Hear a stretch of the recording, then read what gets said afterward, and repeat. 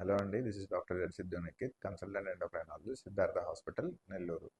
ఈరోజు మన topic healthy fats versus unhealthy fats. Healthy fats అంటే పాలీసాచరేటెడ్ ఫ్యాటీ యాసిడ్స్, మోనోసాచరేటెడ్ ఫ్యాటీ యాసిడ్స్ అండి. ఇవి మెయిన్గా మనం చూసేవి నట్స్, అవకాడోస్, ఫిష్ ఇలాంటి వాటిల్లో ఎక్కువగా ఉంటూ ఉంటుంది.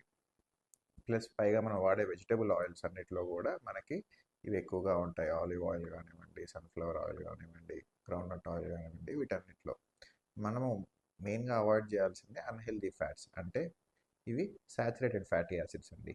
ఇవి butter, cream, cheese, red meat అంటే స్కిన్ ఉండే చికెను, బీఫ్, ల్యాంబు, పోర్కు, వీటన్నిటిలో కూడా మనకి ఈ సాచురేటెడ్ ఫ్యాట్స్ అనేవి ఎక్కువగా ఉంటాయి. మెయిన్గా వీటి వల్ల హార్ట్ అటాకులు, లేకపోతే బ్రెయిన్ స్ట్రోక్లు రావడము, బ్యాడ్ కొలెస్ట్రాల్ పెరగడము, ఇలాంటివన్నీ కూడా జరుగుతూ ఉంటుంది. మనం హెల్దీ ఫ్యాట్స్ని తీసుకుంటే మన బాడీలో సింథసైజ్ చేయలేని ఎసెన్షియల్ ఫ్యాటీ యాసిడ్స్ని కూడా రీప్లేస్ చేస్తూ మంచి ఫ్యాట్స్ని తీసుకుంటూ హెల్దీగా ఉండొచ్చు. Thank you so much.